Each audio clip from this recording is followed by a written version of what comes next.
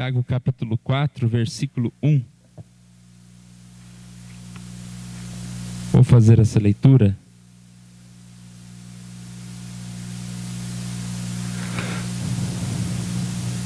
De onde procedem guerras e contendas que há entre vós? De onde, senão dos prazeres que militam na vossa carne? Nós vamos orar mais uma vez. Obrigado, Senhor. Nós te louvamos por essa manhã e agradecemos a Ti, ó Deus, pelo privilégio de nos reunirmos, de estudarmos a Tua palavra, ó Deus, de pedirmos ao Senhor, ó Pai, que o Senhor nos abençoe, que o Senhor Deus nos fortaleça, nos dê, ó Deus, sabedoria para vivermos uma vida de santidade, para entendermos, ó Deus, a necessidade de buscar as coisas do Espírito Santo de Deus. Abençoe, ó Deus, cada um de nós nesta hora. Oramos em nome de Jesus. Amém.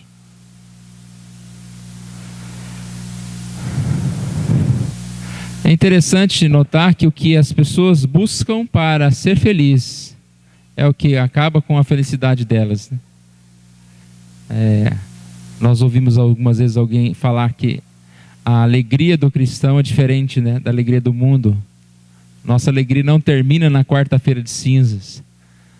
Essa alegria proporcionada pelo carnaval é, mais uma vez, uma alegria que realmente só aumenta a tristeza. Tem alegrias assim, né? Uma alegria que só aumenta a tristeza. Esse versículo fala exatamente isso, quando diz que da onde que procede, né? Toda a guerra, toda a dor, toda a confusão que existe na nossa vida, senão dos prazeres que militam contra a nossa carne. Na busca pelos prazeres, o homem tem encontrado cada vez mais um buraco enorme para piorar mais ainda a sua vida. E nós vivemos essa época, né? Não tem como você não perceber este carnaval que vem disfarçado de uma cultura que pode parecer muito bonito, quando muitas pessoas estão demonstrando fantasias bonitas, estão falando sobre temas que não são aparentemente maus, né? Vamos falar sobre a cultura mineira ou sobre o africano, seja o que for. Mas escondida nessa cultura está muita maldade. Eu não estou dizendo com isso que todos estão vivendo e todos estão se entregando a todo tipo de pecado, né? Nós sabemos que nesse meio existem pessoas que talvez vão passear em algum lugar lá e estão apenas observando alguma coisa, né? Mas de certa forma, como não ser influenciado por tanto pecado? Tem aqui no nosso boletim parte de uma letra de uma música que diz o seguinte: é carnaval, não me diga mais quem é você, amanhã tudo volta ao normal. Deixa a festa acabar, deixa o barco correr, deixa o dia raiar, que hoje eu sou da maneira que você quiser. O que você pedir eu lhe dou, seja você quem for, seja o que Deus quiser, seja você quem for, seja o que Deus quiser. Bom, o fato de misturar Deus na história já nem merece ser citado aqui, né? Como nós lemos na revista da Escola Dominical de 2 semanas, né? Também tinha uma citação de Deus, né? O acaso, e quando fala de Deus, como se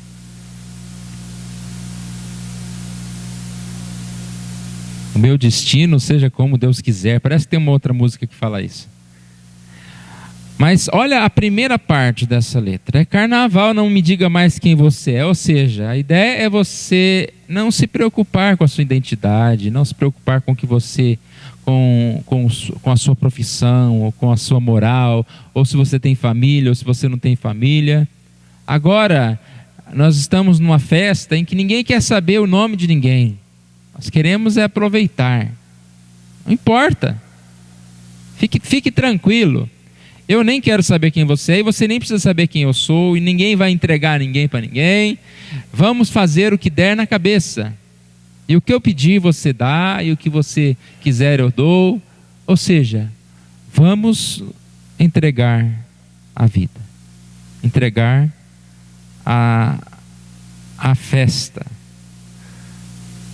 E amanhã tudo volta ao normal. Essa é a promessa do carnaval, ó. Amanhã tudo volta ao normal. Não volta ao normal. O problema é esse, né? Um dos problemas é esse. Nem se voltasse ao normal. É uma entrega que realmente tem um preço. E o grande preço do pecado, da entrega ao pecado, é a insatisfação que ele traz. Nós vamos estudar muito isso no estudo de Eclesiastes, que nós vamos começar algumas semanas. A entrega não é uma entrega simplesmente em que você entrega alguma coisa e recebe outra. Mas a entrega ao pecado, ela é uma entrega que tem uma consequência em um vazio cada vez maior. E esse vazio é o que vai realmente fazer com que a pessoa precise se entregar cada vez mais para tentar chegar próximo àquela felicidade primária, né, que ele alcançou de um momento. Assim é o pecado.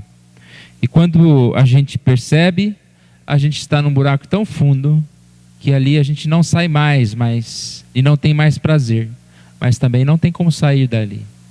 Eu vi uma reportagem um dia desses sobre drogas, ele falando exatamente sobre a questão de algumas drogas que a pessoa vai utilizando e o cérebro precisa tanto daquela sensação de paz, de felicidade, que a pessoa volta a utilizar aquela droga e chega um ponto em que ela vai utilizar simplesmente para não ficar no estado de desespero, mas ela já não vai sentir mais prazer, ela não sente mais prazer, ela só tenta amortizar aquela dor tão grande que ela sente de não ter aquele prazer.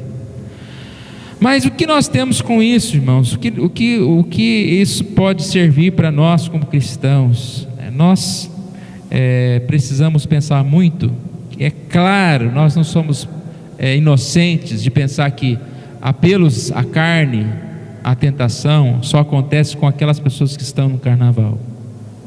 E é claro que esse próprio apelo de só um dia, amanhã volta a ser tudo como Deus quiser, ou como era antes, é um apelo que tem sido colocado na vida de muitas vezes na nossa vida. Eu costumo chamar de brechas, né? Que a ideia de carnaval é a palavra carnevale, né? Que é vale para carne.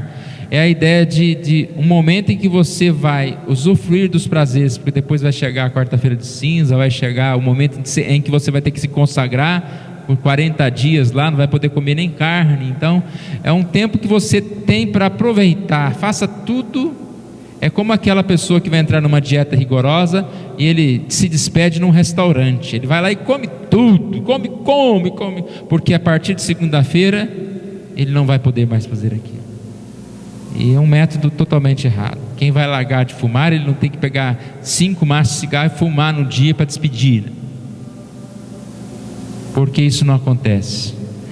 E aparentemente o pecado ele traz essa ideia na nossa vida, muitas vezes de vales da carne. Não, agora você tem esse momento, e depois você descanse um pouco, relaxe um pouco, e depois você volta a servir a Deus. Domingo você vai lá na igreja, confessa seus pecados, mas você tem esses dias para relaxar.